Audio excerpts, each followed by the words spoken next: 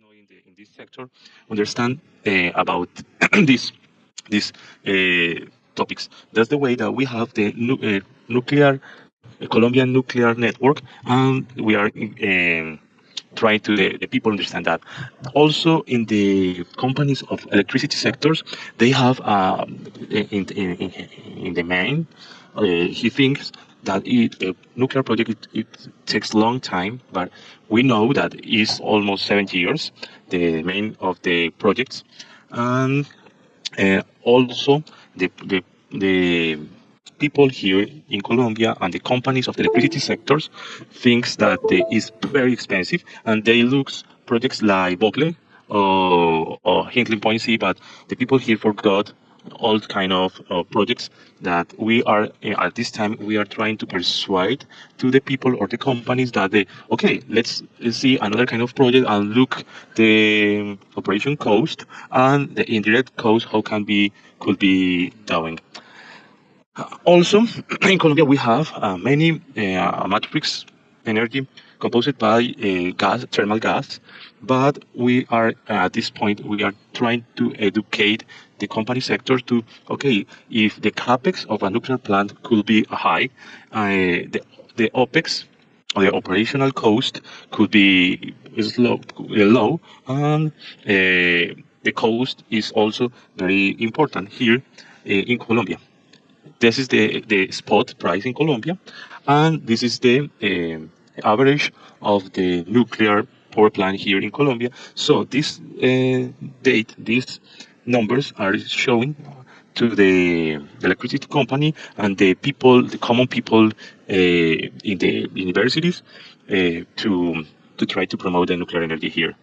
Also, we have a law 1715 of 2014 that promoted development, but many exceptions to try to promote the nuclear energy here. That's the way that we are very interested in educate the people. Why? Because in Colombia we don't have nuclear engineering programs. We don't have that. We are trying to start in the 2000.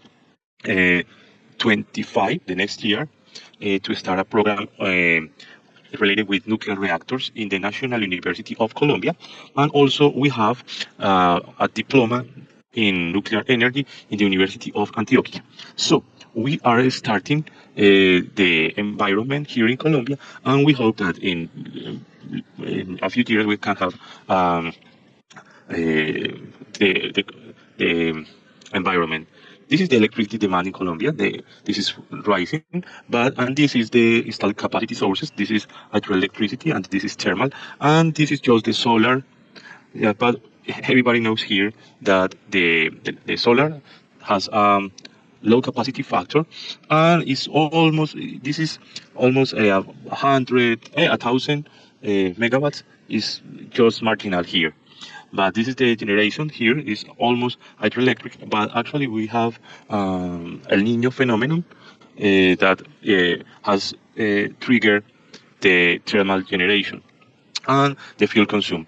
But this is the way that this is the reason that we are thinking actually in Colombia in coal to nuclear, because although we have low thermal generation in comparison with the hydroelectricity generation, we have matrix with many consumes of fuels. So we are thinking in that. But also we need to educate the electricity company, the utility companies to understand how to get the coal to nuclear. And we started since 2 years ago to this program. The capacity factor is very important. I will not explain here, but here in Colombia, the solar is the main capacity factor is around 30%. And Colombia don't have enough solar resources like in other parts of the world. And we can see here, just in the north of Colombia, we have solar resources. Also, the wind resources are in the north of Colombia that we can see here. The roughness is just a wind offshore, but it's very expensive. So we have a matrix with hydro, with the problem of the climate change. Thermal, that we have a compromise of climate change, and solar, low capacity factor, and very far away of the demand. The demand is for here, Bogota, Medellin, Cali, very far away of the demand.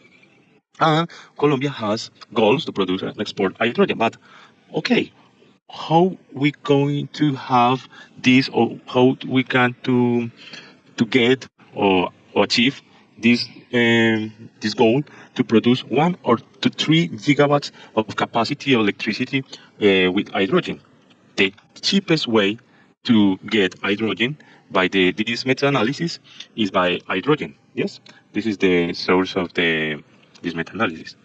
Also, in Colombia, we have a document, a compass. This is a government document that say that the government has to see how to get the nuclear energy in the and trace the road and get the road to in the 2014, 24, 24 and 26, 2026, get the roadmap to get the nuclear energy. Actually, we are doing the nuclear law. We don't have the nuclear law yet, but we are trying to get the nuclear law in the Congress this year. And the education here is the is the is medular, is the very important, because the people in the government, the people in the Congress need to educate around this kind of project. Colombia has thinking to get nuclear energy in 2038, but how we can get that if we don't have nuclear engineers, if we don't have people to know these kind of topics? That's the way that we started since 2 years ago to promote in different universities, in different campus, in different spaces. Okay, uh, how we get people educated related with nuclear energy. If we want to know, if we want to have nuclear energy in 2038. Actually, we have compromises with the Department of Energy of United States and try to get helping in that way.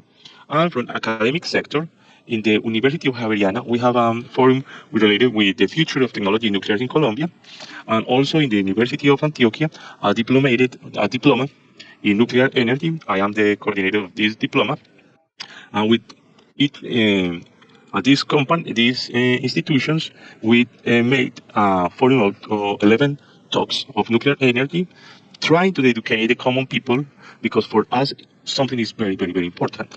We need the social license. The social license is the most important for us. If we don't have social license to nuclear energy, it will never happen here. So in the University of Antioquia too, we are doing engineering programs.